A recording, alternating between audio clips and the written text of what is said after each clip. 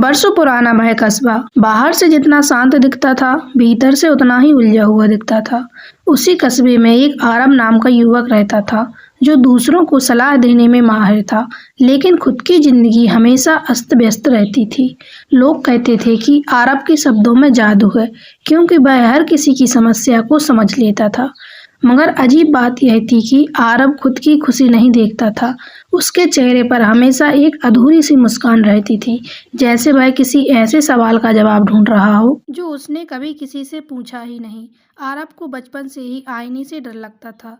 जब भी वह आईने के सामने खड़ा होता, उसे लगता जैसे सामने खड़ा इंसान उसे कुछ कहना चाहता है, लेकिन कह नहीं पा रहा है। एक दिन कस्बे में एक बूढ़ा फकीर आया, जिसकी आंखों में अजीब सी चमक थी। उसने आरब को देखकर कहा, तू सबको देखता है पर खुद को देखने से डरता है। यह सुनकर आरब चौंक गया, क्योंकि यह बात उसने आज तक किसी को नहीं बताई थी। फकीर ने आरब को एक पुराना सा आईना दिया और कहा, इसे रोज रात अकेले में देखना, लेकिन सिर्फ चेहरा मत देखना, अपनी सच्चाई देखने की कोशिश करना। आरब ने हंसते हुए आईना ले लिया, लेकिन उसे यह सब एक मजाक लगा। उस रात जब आईने के सामने खड़ा हुआ था, तो उसे लगा कि आईने में उसका चेहरा थका हुआ लग रहा है, खुलासा और सवालों से भरा हुआ है। पहली बार उसे एहसास हुआ कि वह दूसरों की जिंदगी सुधारते सुधारते अपनी जिंदगी से भाग रहा था। दिन बीतते गए और हर रात आईना आरब को उसकी सच्चाई दिखाने लगा। उसे दिखा कि उसने कितने रिश्तों को नजरअंदाज किया, कितने सपनों को कल पर टाल दिया और कितनी बार खुद से झूठ बोला। वह समझ गया कि उसकी सबसे बड़ी कमजोरी यह थी कि दूसरों को खुश देखकर खुद को सही साबित करता था, जबकि अंदर से वह खुद खाली था। एक दिन आरब ने आईने के सामने खड़ा होकर खुद को माफी मांगी। उस पल उसकी आंखें आंसू से बहने लगीं, लेकिन दिल हल्का हो गया। अगले दिन कस्बे वालों ने देखा कि आरब अब पहले जैसा नहीं रहा। वह अब कम बोलता था, लेकिन जो भी बोलता था उसमें सच्चाई और अपनापन होता था। उसने दूसरों को सलाह देना कम कर दिया और खुद पर काम करना शुरू कर दिया। कुछ महीनों बाद वही फकीर फिर आया। आरब ने उसे धन्यवाद कहा तो फकीर मुस्कुराकर बोला, आईना मैंने नहीं बदला, तुझे देखने की हिम्मत आई। यह कहकर वह चल गया। आरब ने उस दिन समझ लिया कि इंसान तब तक दूसरों को सही रास्ता नहीं दिखा सकता जब तक वह खुद अपने अंदर की सच्चाई की तस्वीर को ना समझ ले। आईने से माफी मांगने के बाद आरब को लगा था कि उसकी जिंदगी अब आसान हो जाएगी, लेकिन सच इसके उल्टा था। जैसे ही उसने खुद से भागना छोड़ा, वैसे ही उसके भीतर दबे सवाल जागने लगे।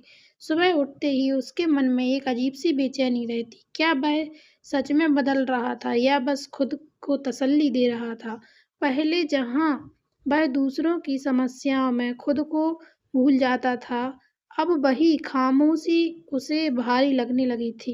आरब ने महसूस किया कि बदलाव सिर्फ समझ लेने से नहीं आता, उसे निभाना पड़ता है। वह अपने पुराने दोस्तों से मिलने गया, जिनसे उसे बिना वजह दूरी बनी हुई थी। कुछ दोस्तों ने उसे देखकर गले लगाया, तो कुछ लोगों ने आंखों से शिकायत की थी। कुछ नजरें आरब को चुभा रही थीं, क्योंकि वह जानता था कि इन रिश्तों की दूरी के कारण कोई और नहीं, बल्कि वही था। उस दिन उसने पहली बार बिना सफाई दिए सिर्फ मुझसे गलती हुई कहना सीखा। रात को आईने के सामने खड़ा होकर आरब ने एक सवाल पूछा, अगर सब कुछ फिर से शुरू करने का मौका मिले तो क्या मैं वही इंसान रहना चाहूंगा? आईना खामोश था, लेकिन उसकी आंखें जवाब दे रही थीं। उसे समझ आया कि इंसान अपनी आदतें नहीं, बल्कि अपने डर से बंधा होता है। आरब का सबसे बड़ा डर था असफल होना और अकेला रह जाना। धीरे धीरे आरब ने उसकी जिंदगी की उन चीजों पर ध्यान देना शुरू किया जिन्हें वह खामोश नजरों से नजरअंदाज करता आया था। उसने अपने अंधेरे सपनों की एक सूची बनाई, जिसमें कुछ छोटे छोटे ख्वाब भी थे, जैसे माँ के साथ समय बिताना, बिना किसी वजह हंसना और किसी को खुश करने के लिए नहीं बल्कि दिल से जीना। उसे एहसास हुआ कि खुशी कोई बड़ी मंजिल नहीं है, बल्कि रोज के छोटे छोटे फैसलों से छुपी होती है। एक शाम कस्बे में किसी ने आरब से सलाह मांगी। पुराना आरब होता तो तुरंत बोल पड़ता, लेकिन इस बार वह चुप रहा। कुछ देर सोचकर उसने कहा, मैं अभी सीख रहा हूँ, शायद तुम्हें रास्ता दिखाने से पहले मुझे खुद उस रास्ते पर चलना होगा। यह सुनकर सामने वाला हैरान था, लेकिन आरब के दिल में पहली बार कोई बोझ नहीं था। उस रात आईने में आरब का चेहरा पहले से अलग था, कम कम थका हुआ और ज्यादा सच्चा। उसे समझ आ गया कि आईना अब सवाल नहीं पूछ रहा, बल्कि उसे जवाबों का इंतजार कर रहा है। और जवाब जानता था, यह सफर अभी खत्म नहीं हुआ था। सुबह की रोशनी खिड़की से भीतर आई तो आरब की नींद खुली। यह वही कमरा था, वही दीवारें, लेकिन कुछ बदला हुआ सा था। उसे लगा जैसे आईने के सवालों ने उसे भीतर से जमी एक और परत को खोल दिया। वह समझने लगा था कि इंसान जो दिखता है वह अक्सर उसकी सबसे ऊपरी परत होती है। असली कहानी उसके नीचे छिपी हुई होती है। दिन भर आरब के दिमाग में बीते हुए फैसले घूमते रहे, वो फैसले जिन्हें उसने मजबूरी में कहा था, दरअसल डर से लिए गए थे। उसने महसूस किया कि डर जब तक उसने सच बोलने से बचा। उसने अपने ऊपर एक नई परत चढ़ा ली थी, मुस्कान और समझदारी की या बेपरवाही की। और अब वे परतें भारी हो चुकी थीं। दोपहर में वह माँ के पास बैठा, दोनों के बीच ज्यादा बात नहीं हुई, लेकिन उस खामोशी में अपनापन था। माँ ने बस इतना कहा, थक गया है तू।